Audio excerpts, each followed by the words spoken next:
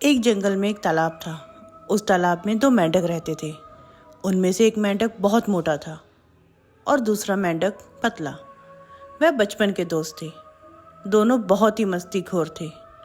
वह दिन भर तालाब में उछल कूद करते रहते। वह दोनों आपस में गप्पे मारते, मस्ती करते, यही उनका रोज का काम था। उन दोनों को ही तालाब के आसपास नई नई जगहों पर घूमना बहुत अच्छा लगता था। एक दिन दोनों साथ में घूमते घूमते जंगल के बाहर निकल गए। जंगल के बाहर वो दोनों एक गांव में पहुंचे। वहां पर उन्होंने देखा कि एक ग्वाला अपनी गाय का दूध निकाल रहा था। उन्होंने कभी भी किसी को दूध निकालते हुए नहीं देखा था। उस ग्वाले ने दूध को निकालकर एक बाल्टी में भरकर रख दिया। दोनों मेंढक उस दूध को देखकर बहुत आश्चर्यचकित हो गए, क्योंकि आज से पहले उन्होंने कभी भी दूध नहीं देखा था। उन्होंने तो जंगल में तालाब का गंदा पानी ही देखा था। कुछ देर तक सोचने के बाद उन दोनों ने यह निश्चय किया कि क्यों ना इस सफ़ेद पानी में तैर कर देखा जाए। इस सफ़ेद रंग के पानी में तैरने का मज़ा कुछ और ही होगा। यह सोचकर उन दोनों ने एक साथ दूध की बाल्टी में छलांग लगा दी। बाल्टी में कूदकर वह एक दूसरे से कहते, अरे वाह, सफ़ेद पानी, हमने तो पहले कभी नहीं देखा। दोनों मस्तीखोर मेंढक दोनों दूध की बाल्टी में मस्ती करने लगे। वे दूध से भरी बाल्टी में तैरते थे, कभी गोता मारते थे। वह खूब उछल कूद करने लगे। काफी देर तक मस्ती करने के बाद मोटा वाला मेंढक अपने दोस्त से कहता है, चल यार, घर जाने का समय हो गया, चलो वापस घर चलते हैं। वह पतला मेंढक भी कहता है, हाँ यार, अब बहुत देर हो गई है, अब हम घर चलते हैं। वह दोनों दोस्त बाल्टी से बाहर छलांग लगाने की कोशिश करने लगे। वह बाल्टी बहुत बड़ी थी।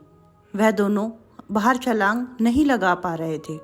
वह दोनों बाल्टी के किनारे जाकर बाल्टी की दीवारों पर चढ़ने की कोशिश करने लगे, पर बाल्टी की दीवारों पर बहुत ज़्यादा फिसलन थी।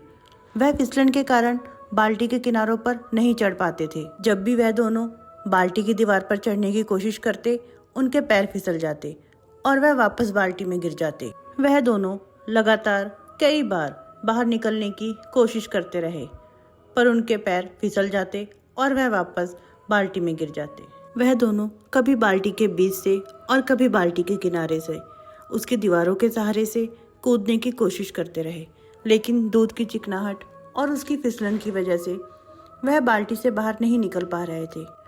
पतला वाला मेंढक मोटे वाले मेंढक को बोलता है, भाई, अब इस मुसीबत से बाहर तो निकलना ही है, इसलिए हमें कोशिश तो करनी पड़ेगी।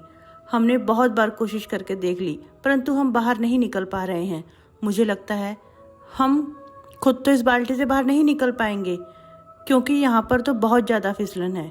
ऐसा करते हैं कि हम तैरते रहते हैं। अगर हम तैरते रहेंगे तो कोई ना कोई आकर हमें इस बाल्टी से बाहर निकाल ही देगा। मोटा वाला मेंढक अपने दोस्त की बात को मान लेता है। वह दोनों दूध की बाल्टी में तैरते रहते हैं। लगभग 3 घंटे बीत जाते हैं। वह दोनों बाल्टी में ही तैरते रहते हैं। कोई भी आकर उन्हें बाल्टी से बाहर नहीं निकालता। अब मोटा मेंढक दूध की बाल्टी में तैरते तैरते थक गया था। वह पतले मेंढक से कहता है, भाई, अब मैं बहुत थक गया हूँ, अब मैं और पैर नहीं चला सकता। कई घंटों से पैर चलाते चलाते मैं थक गया हूँ। अपने दोस्त की बात को सुनकर वह पतला मेंढक कहता है, भाई, अगर तूने पैर चलाने बंद कर दिए तो तू डूब जाएगा और कुछ देर में तेरी सांसें भी उखड़ जाएंगी और तू मर जाएगा।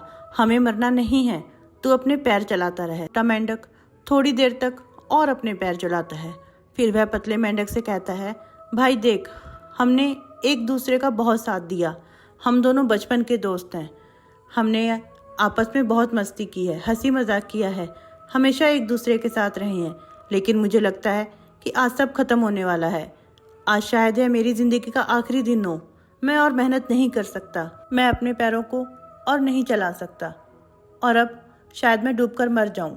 और उस पतले मेंढक की आंखों के सामने ही उसके बचपन का दोस्त डूबकर मर जाता है। अपने दोस्त को मरा हुआ देखकर वह पतला मेंढक तेजी से अपने हाथ पैर चलाने लगता है। उसके अंदर बाल्टी से बाहर निकलने का जज्बा। वह सोचता है, किसी भी तरह मुझे इस बाल्टी से बाहर निकलना है, मुझे हार नहीं माननी है। अगर मैंने हार मान ली तो मेरा हाल भी मेरे दोस्त जैसा हो जाएगा, मैं भी मर जाऊंगा। मुझे मरना नहीं है। उसकी आंखों में से आंसू निकल रहे थे, पर वो अपने दोनों पैरों को बहुत तेजी से चला रहा था। कुछ घंटों से रखे रहने के कारण दूध खराब होने लगता है। वह जमने लगा था। दूध के जमने से मेंढक देखता है कि दूध अब कुछ गाढ़ा सा हो गया है। अब वह पहले जैसा चिपचिपा नहीं रहा। वह मेंढक उस गाढ़े दूध पर बैठकर एक जोरों से छलांग लगाता है और वह बाल्टी से बाहर आ जाता है। बाल्टी से बाहर आने के बाद वह कुछ देर तक वहीं बाल्टी के पास बैठा रहता है। उसे समझ नहीं आ रहा था कि आज उसके साथ क्या हो गया। उसका सबसे अच्छा बचपन का दोस्त उसकी आंखों के सामने डूबकर मर गया और उसकी मौत इसलिए हुई क्योंकि उसने हार मान ली थी। अगर वो थोड़ी देर तक और अपने पैर चलाता रहता, हार ना मानता, उसका बचपन का दोस्त भी जिंदा होता, वह भी मेरे साथ बाहर आ जाता। वह पतला मेंढक कुछ देर तक बाल्टी के पास बैठने के बाद जंगल में चला जाता है। जंगल में जाने के बाद वह दूसरे मेंढकों को अपने दोस्त की कहानी सुनाता है और उनको कभी हार नहीं मानने की सीख देता है।